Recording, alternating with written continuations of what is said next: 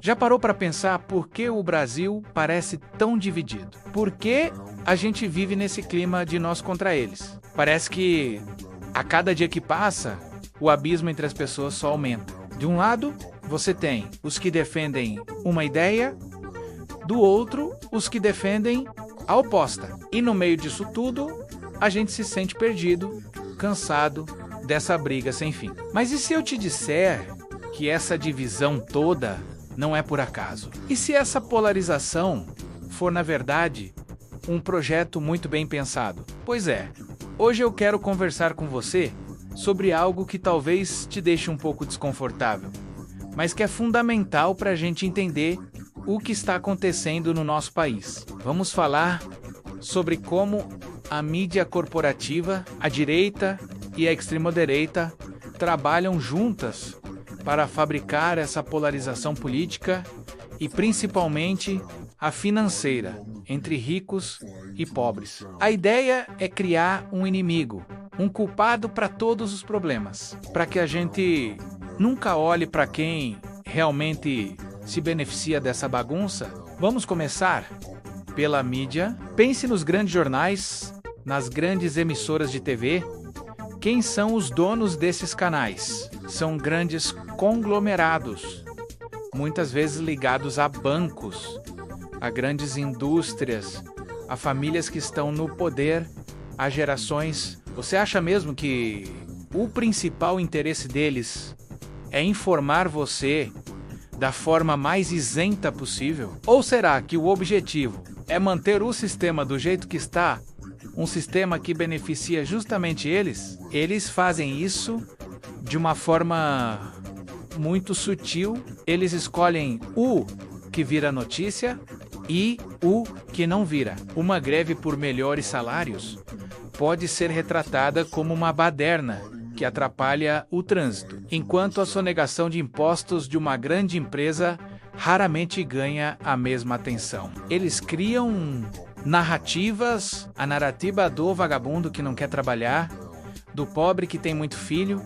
do servidor público que é marajá. Todas essas são formas de colocar um grupo de pessoas contra o outro, enquanto a gente briga sobre si.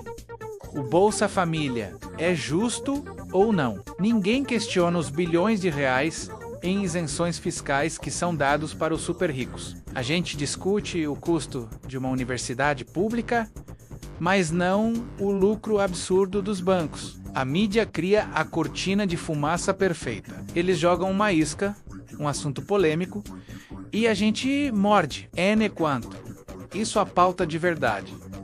A que realmente importa, que é a distribuição de renda e a desigualdade social, fica esquecida. Agora, vamos adicionar a direita e a extrema-direita a essa equação. Historicamente, a direita sempre defendeu os interesses do capital, do mercado, da propriedade privada. Não há nada de errado em ter essa visão de mundo. O problema começa quando, para defender esses interesses, eles precisam criar um inimigo interno. E quem é o alvo perfeito? Os movimentos sociais, os sindicatos, os partidos de esquerda, qualquer um que ouse questionar a concentração de riqueza. Eles usam um discurso que mexe com as nossas emoções mais profundas. O medo, medo da desordem, medo de perder o que você conquistou com tanto esforço, medo de uma suposta ameaça comunista que, convenhamos, nunca esteve nem perto de acontecer no Brasil. Esse discurso do medo serve para justificar políticas que retiram direitos dos trabalhadores, que diminuem o investimento em saúde e educação, que privatizam o nosso patrimônio. Eles dizem que é preciso cortar gastos. Mas cortar de onde? Sempre dos mais pobres. A reforma da Previdência, por exemplo, foi vendida como algo necessário para salvar o país. Mas na prática, fez com que milhões de brasileiros tenham que trabalhar por mais tempo para ganhar menos. N quanto. Isso os privilégios dos mais ricos, como a não taxação de grandes fortunas e de lucros e dividendos, continuam intocados. Isso não é coincidência. E um projeto. A extrema-direita, por sua vez, leva isso a um novo patamar. Eles não apenas criam um inimigo, eles desumanizam esse inimigo. Eles usam o ódio como ferramenta política. O discurso é mais agressivo, mais direto. Não é mais sobre visões diferentes da economia.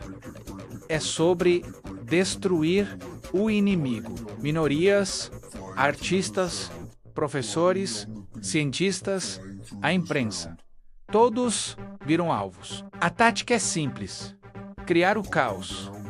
Quanto mais confusão, melhor. Eles se alimentam da polarização. Um político de extrema-direita não quer o debate. Ele quer o confronto. Ele não quer apresentar soluções. Ele quer apontar culpados. Porque, no meio do caos, as pessoas ficam com medo e buscam um salvador da pátria. Alguém que prometa ordem. Mesmo que essa ordem venha ao custo da nossa liberdade e dos nossos direitos, eles usam as redes sociais de forma massiva para espalhar desinformação, mentiras que são repetidas tantas e tantas vezes que acabam se tornando verdade para muita gente.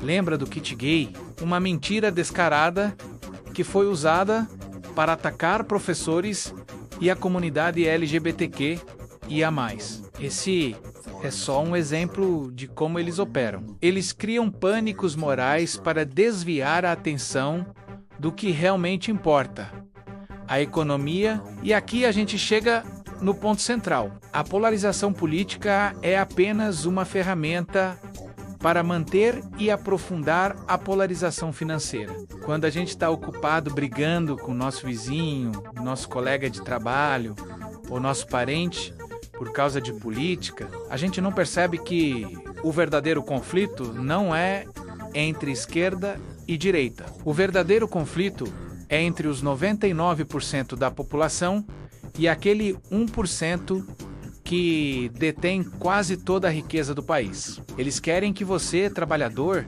sinta raiva do beneficiário de um programa social e não do bilionário que paga menos imposto proporcionalmente do que você. Eles querem que você culpe o servidor público pelo rombo nas contas e não a dívida pública que consome a maior parte do nosso orçamento para pagar juros aos bancos. É um jogo de mestre. Eles nos dividem para nos conquistar. E enquanto a gente se digladia aqui embaixo, a elite econômica e política segue tranquila, acumulando mais e mais poder e dinheiro. A polarização é o pão e circo do século XXI. Ela nos distrai, nos entretém com brigas inúteis, enquanto o verdadeiro show acontece nos bastidores, onde as decisões que realmente afetam a nossa vida são tomadas. Então, o que a gente pode fazer?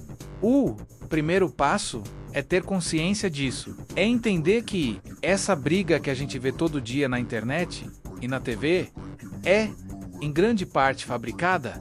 É um teatro. O segundo passo é começar a fazer as perguntas certas. Em vez de perguntar se fulano é de esquerda ou de direita, pergunte: a quem essa política beneficia? Quem ganha e quem perde com essa decisão? Precisamos furar essa bolha, conversar com quem pensa diferente, não para brigar, mas para tentar encontrar os pontos em comum. E sabe qual é o maior ponto em comum que a maioria esmagadora dos brasileiros tem? Nós todos queremos uma vida melhor. Queremos saúde de qualidade, educação para os nossos filhos, segurança, um emprego digno, e a gente só vai conseguir isso se a gente parar de brigar entre nós e começar a lutar juntos contra o verdadeiro adversário, a desigualdade. Chega de nós contra eles. É hora de percebermos que, na maior parte das vezes, somos todos nós, o povo, contra um sistema que foi desenhado para beneficiar uma minoria muito pequena e muito poderosa. A mudança começa quando a gente para de cair nessa armadilha da polarização e começa a olhar para o lado e ver um aliado, não um inimigo. Obrigado por ter assistido até aqui. Se essa reflexão fez sentido para você, deixe seu like. Compartilhe esse vídeo com quem você acha que precisa ouvir essa mensagem e se inscreva no canal para a gente continuar essa conversa. Vamos juntos construir um debate mais saudável e um Brasil mais justo para todos. Um abraço e até a próxima.